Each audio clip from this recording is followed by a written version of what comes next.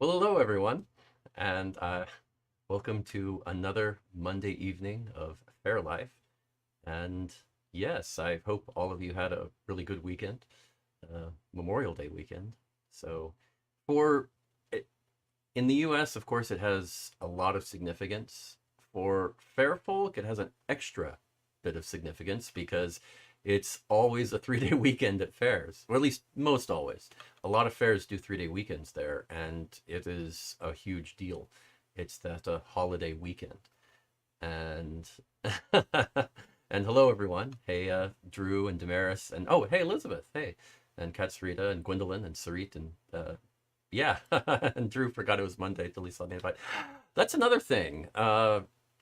Sometimes if you're not in the middle of doing a fair, you start to kind of lose track of what day it is pretty easily because those fair weekends they kind of keep you in check of okay, it's Saturday, it's Sunday. Now I've got a week until next Saturday and Sunday, and you always remember Monday because it's right after fair day normally. But yeah, when you're not in the middle of doing fair, Drew, I totally understand. You kind of get out of touch and you lose track of what day it is.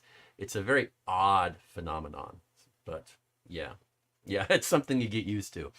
And oh, hey, thank you. But yes, wow. So I was gone all weekend. I went and visited my parents and sister up in Northeast Texas, but that so yes, phew, it was close. I made it I made it to the show tonight. I wasn't quite sure I would make it. There was that part of my brain that was thinking, am I going to have everything ready in time? I don't know, but I did it. So we got it going. It's always strange, and I've been I've kind of had the weekends to do things for several weeks after doing Sherwood for 8 straight weekends. So it's a little strange to get back in that habit of, okay, I don't have the weekend to do things. Let's jump back in and get everything Monday. But luckily, I've been getting ahead of my research and planning out the topics for the next several weeks. So that helps a lot. It really does. Always good to get ahead because, well, you learn from fair and in life in general that things happen all the time. So if you're ahead of the game, when you have to take a pause, it's not going to set you back too much. Always a good thing. Well, you know, uh, in a previous show, somebody made the suggestion that I should start doing a Renaissance tune of the week. And I'm not quite sure if I'm going to do it every week. I may. I don't know. I'm still kind of trying to think about that to see if it's a good idea. And hey, Chris, great to see you. Uh, but yeah, I'm going to try it tonight and see what you think. And if the response is positive, then maybe I'll keep doing it. I still don't know if I should do it every week though, because a new Renaissance. I mean, there are certainly enough tunes to keep that going for a while, but at the same time, I also feel like I should talk at least a little bit about the history. Of course, some tunes don't have as much history about them because we don't really know much. But others, we actually do know a good bit, or at least historians have tried to try to do it. Well, Drew, yes, run through the contiguous to Santa Maria. Yeah, that's one way. That's one way to do it. And yes, Chris, you were. Um, oh, okay. And Gwendolyn's suggesting maybe the first or last week of the month. Okay. Yeah, and maybe a once a month thing is the way to go. That's kind of what I was thinking, setting it up like that. But uh, but yeah, there are just so many tunes I could go into. It wouldn't be tough to even do every week if I wanted to. Um, and I could simply just play a tune and not really give you much information or history about it and make it just a short little 1 minute segment every week. But I don't know. I still feel like I'm too much of a history nerd to not want to put in that bit of history, to get that going. Um, and Damaris, I know that you have plenty of resources, especially in the medieval section of of music. So yes, I believe me, you are on my on my short list for calling. Yes. And oh well, thank you, Gwendolyn. Of course, I figure most of us are pretty serious history nerds. So and oh, okay, thank you. Uh, all right. Well, let's give it a try and see what you think. Just go through that. I Picking the first tune was both easy and hard because I tried to think, should I just do something that not many people have heard of so that they can uh, maybe do that? But of course, I figure that most non-musicians probably don't know many of the tunes anyway, so I might as well just start with one of my favorites. So I chose Newcastle for the first one, and you've I'm already getting suggestions. That's nice. And I totally agree. Elizabeth, yeah, history nerds unite. Yes. But I was trying to think of a good one, and my favorite, or one of my favorite tunes, is Newcastle. And you really have to start talking about Newcastle with talking about Playford, John Playford. And Playford, well, let's put it this way. When it comes to historical figures for Ren fairs, there are a few core people that are primarily responsible for a lot of the stuff that happens at fair. And of course, you can go like Henry VIII or Queen Elizabeth I or Shakespeare. And those are a lot of the main influences you see at Ren fairs. But there are a few, maybe a step down, that still have a pretty serious influence, but are not quite as well known. And John Playford is definitely one of those. Now, John Playford, in the mid to late 1600s, was a London bookseller, a publisher, and, well, I mean, this is stretching it a little bit, but a minor composer. He liked to dabble with music as well.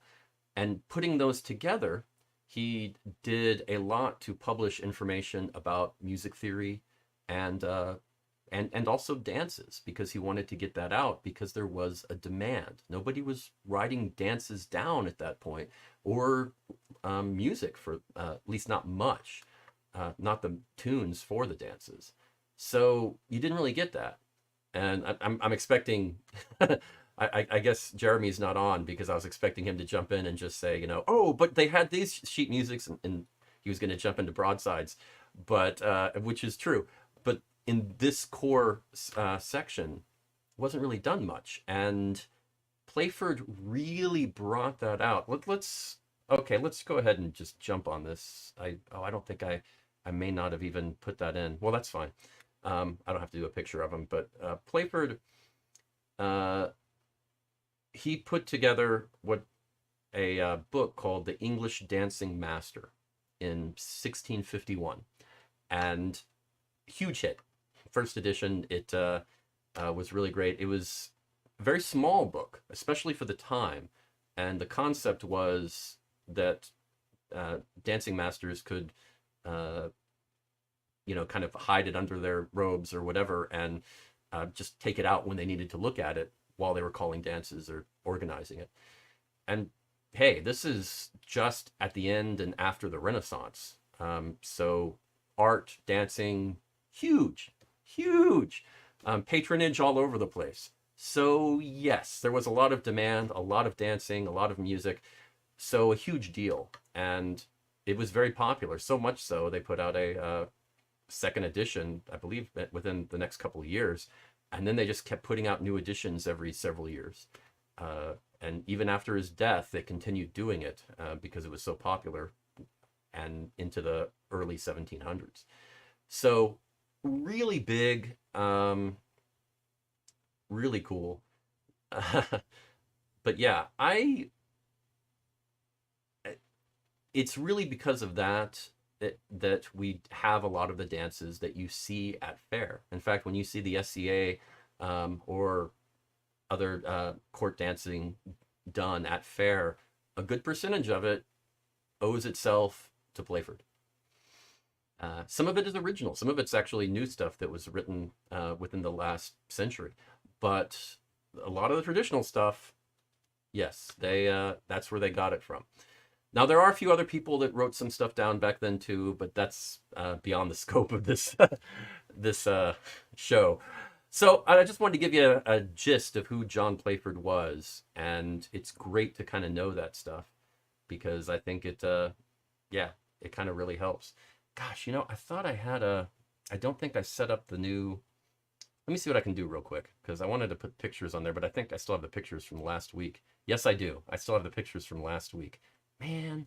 Okay. Here's what we're gonna do real quick. I'm gonna. Okay. I'm gonna set it up real quick because I'm just gonna do that because I'm that guy. So just give me a second. Right. Doing stuff on the fly is not always easy with when you're one person doing it, but here we go. Boom. Excellent. Here we go. So yes, there we go. That's John Playford right there. So we have that, and always really interesting. Now, of course, the book itself, The English Dancing Master, and you get to, that's from the first page of the first edition. Kind of get to see a little bit of that and what it kind of looked like. And the book itself, which is kind of interesting, like I said, it's very small, not very tall at all, and you could just hide it pretty easily. It wasn't something like one of the huge old books you normally associate with that time. It was designed to be portable, which, kind of a novel concept at that point. No pun intended on the word novel. So, yeah, it is really interesting. Now, I guess the next question is the name. Well, let's go ahead and play the tune, because I know y'all are probably curious about that a little bit. Yeah, definitely. Let's jump on that. The tune Newcastle is, I play it in the key of G, which is kind of what it was originally in. There are a few variations in how it's been played, and there are some traditionalists that will say, no, this is how it was played back in 1651, blah, blah, blah, blah.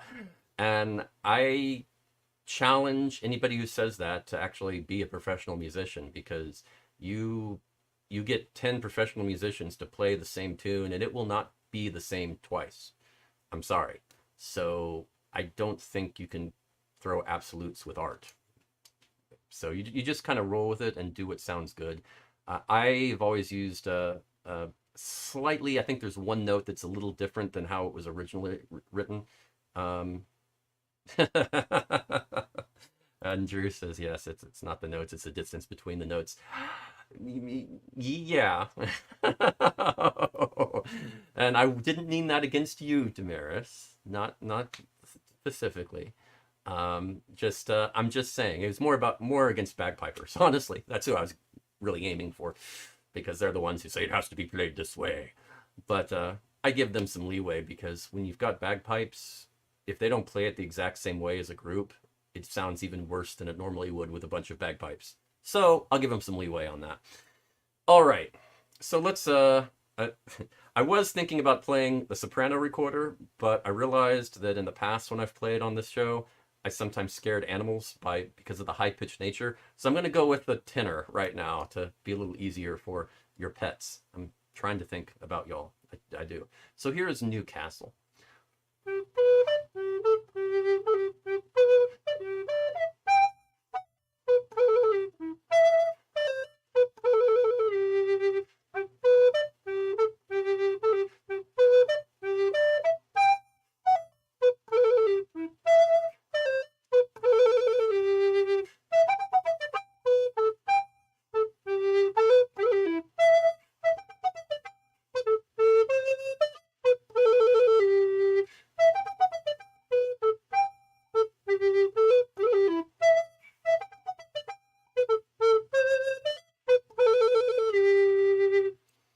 So yes.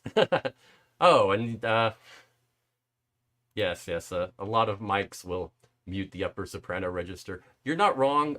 Not my mic. I have a good mic. I'm not worried about that, but I am worried about some of the ears on your pets, because they can be sensitive to high pitched stuff. So I don't know. Hopefully that worked. So that was Newcastle, and I think it's a fun tune. It's very lively. In fact, it's a little. They normally talk about them as English country dances. Oh, but it did a bit? It really cut it out? Shouldn't have. Unless I... Okay, well, let's try it with the high pitch.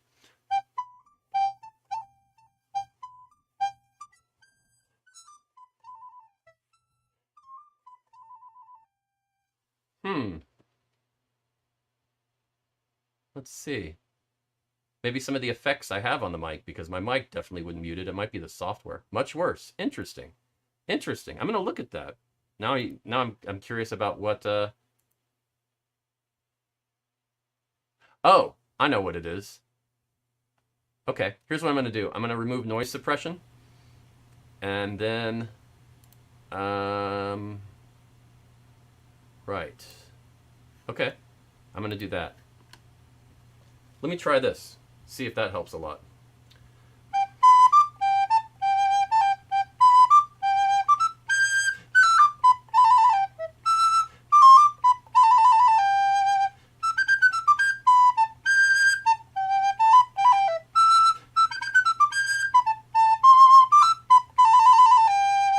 Good to know. That is interesting. That noise suppression really, it shouldn't cut out that much, but maybe because the instrument is so um, such a pure sound. Okay, well, let's go ahead and try this as well. So I'll give you the full effect because I care.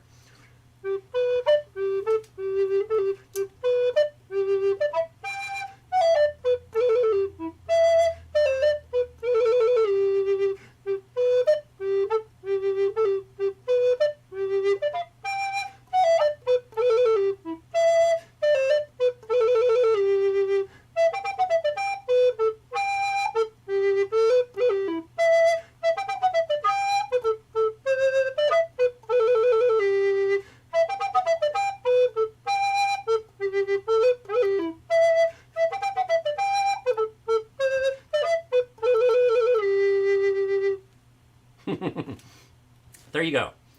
Uh, but no, it's that is the tenor recorder, and definitely a more mellow sound than the soprano. But yeah, I definitely like it, and that's the benefit of not only being a musician but being a tech guy who's also a sound engineer. So I understand the hardware, the software, and the and the effects used, and can figure out that those problems on the fly. Okay, so yes, I'm gonna do some checking on that noise reduction filter, because that's actually a pretty nice one that employs the video card for AI assisted noise reduction, and it's usually considered one of the best. So that's why I put it on. I didn't used to use it. I put it on several months ago. I think around December or January or something is when I tried it. So I've been using it for a while, but um, I haven't done many songs since then. So I think that's the difference. But yeah, I'll keep that in mind. That is good to know. Very good to know. Well, hey, thank you. I'm glad you like that. And that is Newcastle, and that it was a very, very popular tune back then. But like I was going to say, it's not so much of a country dance. They usually call them English country dances, and that is just it's a very pretty, more stately dance, and it has more of a bum bum bum bum bum bum bum. I mean, it has that sort of a it has almost I hate to say this, but a John Philip Sousa esque kind of quality to it, almost a march kind of thing, which is good for dancing, but it's yeah, you don't normally yeah, it's a little different than a lot of the other dances at the time, or the tunes, I should say. So yeah, I think that's one of the reasons. Yeah, and I think it's one of the reasons it did stick in people's heads back then. People looked at it as very special. It was also described as a very as a very easy, basic dance with a fun, happy tune. Uh, I mean, that was how it was described back then. So I think that helped with longevity a lot, and it was in many Playford editions after that. In fact, it was pretty ubiquitous at that time. I always describe it when I'm talking about it at Faire as it was the chicken dance of the 17th century. Because, if you did any type of dance or a party that had dancing, you did that tune, because it was just that popular at the time. And it continued. they wrote some. Here's a little trivia. They wrote some lyrics for it. Uh, a good bit later. Well, sort of. They used some lyrics that already existed and wrote more about 100 years after this in the 1700s. And that kind of became sort of like a English folk song for a while. So I don't know if Damaris knew that. That's a little trivia. And I think it first really got published. There was a Shirley Collins. Shirley Collins recorded it in 1958 on her LP called English Songs, and I think that's where it first really got recorded with lyrics. But yeah, and the first verse was actually from a play called the Grub Street Opera from 1731. It was a play written by Henry Fielding. So yeah, it's kind of interesting. Very interesting. I'm not going to sing it this time because honestly, dance tunes are not usually easy to sing, and that's practically Star Spangled Banner for me. In G, oh, my voice could not pull that off. It's not good, not good. So, but yeah, we'll talk about that at some point. Maybe I can arrange the vocal part and do that in a later episode. That would be interesting. I'd have to take it down though, because G would not work for me, or take it down an octave maybe. Anyway, a little bit more about Newcastle itself. I mean, was Newcastle just a name, a random name put to it? I mean, was just like I happen to be in Newcastle and that's where the tune came from? I mean, is it just one of those things nobody knows? Well, I mean, not for sure, but we're pretty sure about where it did come from, because we believe it came from the Earl of Newcastle. And okay, let's jump on that. Here we go. The Earl of Newcastle was William Cavendish, who was born in 1592, and he was nephew of the first Earl of Devonshire and grandson of Bess of Hardwicke. And he was created the Earl of Newcastle in 1628 by Charles I, who also appointed him governor to the Prince of Wales and a member of the Privy Council in 1638. So he was a big deal. And wealthy, huge. He was, yeah, I mean, it was a pretty big deal. He was a patron of Ben Jonson. So talking about patronage and art and everything, yes.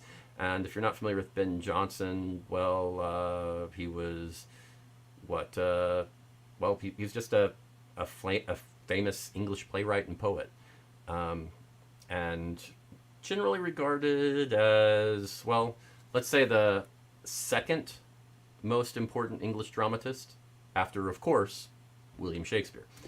So pretty huge. Now, what happened is the Earl of Newcastle decided to have a party for the king in 1633. And it went over really well. So he had it at Welbeck Abbey. But he did it again in 1634, the following year, with just ridiculous, lavish, and costly entertainment. I mean, Ben Jonson wrote the entertainment for the event. The autobiography of his, or I guess it is a biography, from his second wife, about him, said that the event cost around £15,000 for the party. That's £15,000 in 17th century money. So I actually looked it up based on inflation and what that would mean in today's money, and it's about £2.4 million. So pretty wild, just saying, pretty wild. So yeah, he spent a ton of money, and it's theorized that this tune was one of the things that that's Drew's making the conversion. So, but it's theorized that tune may have played a part at that event. And when you're throwing in, as Drew put, $4 million-ish, you probably got original stuff for the dancing, for the tunes, for the music, for the play, for the entertainment. For I mean, you probably had custom chandeliers made. I mean, it's like that. It's that ridiculous for a party. So yeah, I'm thinking that that probably was commissioned for that event, very likely anyway. So around 1634 was probably when it was created. It was, and it does sound like a very stately type of dance that the upper crust would kind of get on board with, and so I think it kind of fits, is what I'm saying, with the history. Anyway, it got popular after that, of course, and it's a great tune. And then it got published in 1651, so not too bad. Like I said, truth says the old P Diddy. Fair enough. Fair enough. So that is a little history of Newcastle, and it's probably one of the tunes I play most. There's two or three that I play all the time, and that's one of them. Partly because people just like it. It's every demographic likes it. Young, old, whoever. It's great. It's just a fun tune, and yeah. So that is Newcastle. So let me know what you think. If you'd like that information, if you'd like to hear more like that in the future, maybe a once a month thing, yeah, please write in the comments and let me know, because I'm trying to plot out the show for the future always. And while you're commenting on that, I'm going to go over the fair coming up, because yes, we have a lot of cool fairs, and you'll notice by cool I also mean northern fairs. All of the southern fairs from this past weekend, you'll notice they're not there anymore. No Texas, no Tennessee, no Florida, no Georgia, nothing in there. They're all gone. Let's just be honest, it's starting to get too hot down here. It is, but some of the more northern states can get away with it a little bit more. And you'll also notice that something I've promised you for a while, I said it would happen. Yes, you'll notice there's an Alaska fair in Anchorage. And it has the added bonus with the map of actually telling you or showing you where Anchorage, Alaska is on a map, because I bet a lot of you even don't know. It's not something you ever really had to know unless you've traveled to Alaska. So that's where Anchorage, Alaska is. Now you know. Oh, and Song of the Month for the win. Okay, so that's, people are kind of interested. Cool, I'd be interested in that. And Elizabeth definitely seems interested, yes. Gwendolyn too, cool. Well, yeah, keep the comments coming if you think it might be a good thing.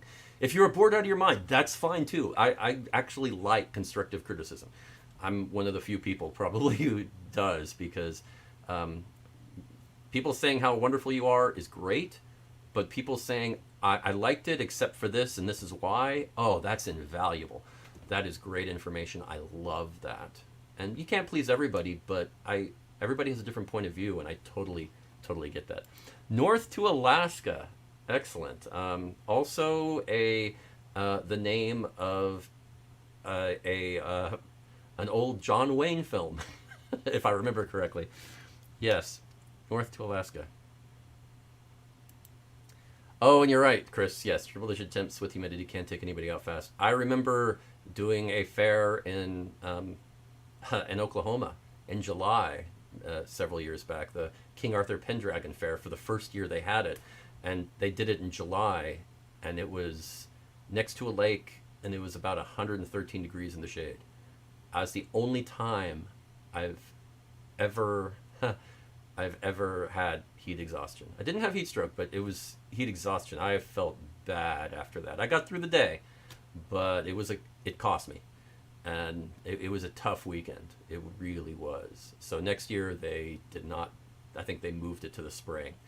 But yeah, if any of you remember that fair, I mean, there were a few people. I don't know if any of you are watching, but I know a few people that were there. King Arthur Pendragon Fair first year. That was nuts. And a song, correct, Harvey. That's right.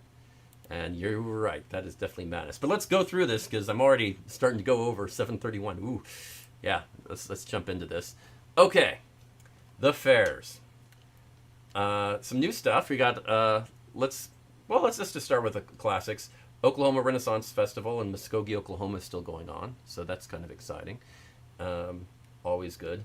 Then you have, let's see if I can get there. Oh, right, the Kentucky Highland Renaissance Festival in Eminence, Kentucky, going over. So we're kind of, for the most part, going over that Mason-Dixon line a lot of the way, just cutting the edge there a bit. Then in West Virginia, we have, let's see, that is the West Virginia Renaissance Festival over in Lewisburg, West Virginia.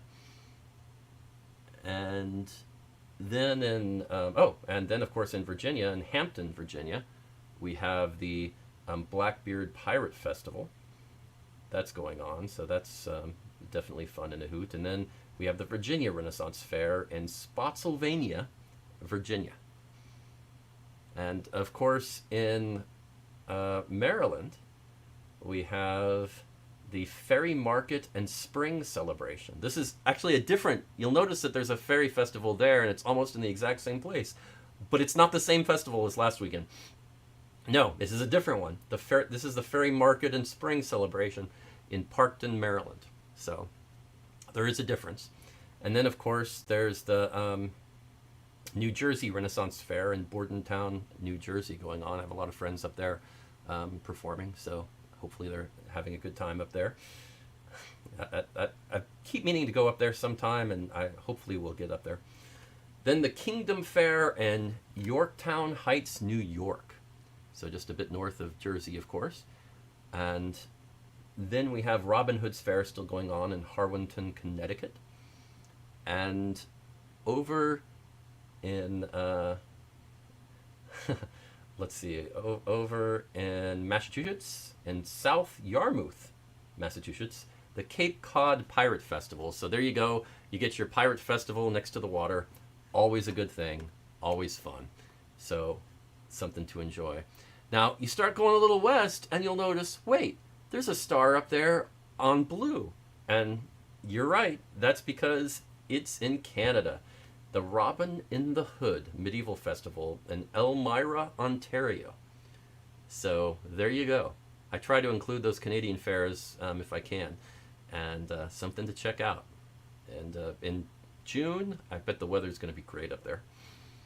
Then going over to Michigan, Charlotte, Michigan, the Magical Realm Fantasy Fair. So that should be fun. Then going over to Iowa, Amana Colonies, and I'm still probably pronouncing that wrong. Amana Colonies, Iowa, the Iowa Renaissance Festival. And then South Dakota. Yeah, we don't usually see many fairs in South Dakota, so that's always nice. In Sioux Falls, South Dakota, the Siouxland Renaissance Festival. And over in Montana, let's see, we have the Montana Renaissance Festival in Red Lodge, Montana. Then we go down to Colorado, and we have the Colorado Medieval Festival in Loveland, Colorado, and the Festival of Fairy in Lafayette, Colorado. And then going over to Utah, the Woodland Fairy Festival at Gardner Village is still going on in West Jordan, Utah, so something to enjoy. Then over in Oregon, we have the Oregon Renaissance Festival in Canby, Oregon. And then in California, we still have the Kronberg Renaissance Festival in Corona, California. Now, and of course, I already mentioned it earlier, in Alaska, north to Alaska if you prefer, the Three Barons Renaissance Fair in Anchorage. So there you go. You also get to find out where Anchorage is on the map. Because that's always good. Okay. Excellent. Woohoo! So a little extra information for you, and a lot of fairs in the summer now. There didn't used to be as many fairs in the summer. I know some of you old school fair goers like Drew and can back me up on this, but usually there were very few, and it's expanded a lot. I think partly that is because there are so many fairs in the spring and the fall that it really just, it's hard to compete or feel like you can stand out. You always, when you're starting a new fair, you try to find a time that won't conflict, and you also want to try to take some of the audience from another fair in a different time of the year that would normally go, and you can sometimes get people from the cast, you can get performers, you can get patrons who will go to the other fair just to check it out.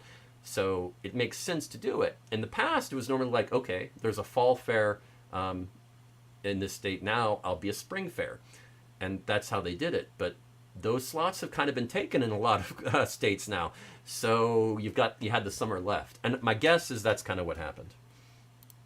And right. You also get that. Because, yeah, in the off season, people miss fair. I mean, they open up their closet and they look at that fair outfit and they're like, "Aw, haven't worn that in a while," and it happens. So just to have an excuse, and I mean, if it's not too far, I mean, there's definitely a distance thing, but if it's not more than a few hours away, people will normally give a new fair a try in a different season that they're used to. Just to kind of say, "Oh, yeah, I'll check it out, sure," at least once. So you've got a shot at convincing them to keep coming back. So it's a good route. I've had lots of discussions with fair staff and fair owners about that kind of thing and how that works. It's an interesting process and an interesting take. But yeah, I definitely is fascinating to see this many fairs. If I hadn't really been plotting it out like this, I wouldn't have believed that there were this many, honestly. And I'm still not even including Celtic festivals. The summer is a huge time for Celtic festivals. They tend to be fairly all over the place over the summer. So, yeah. But I look at those as a slightly different animal.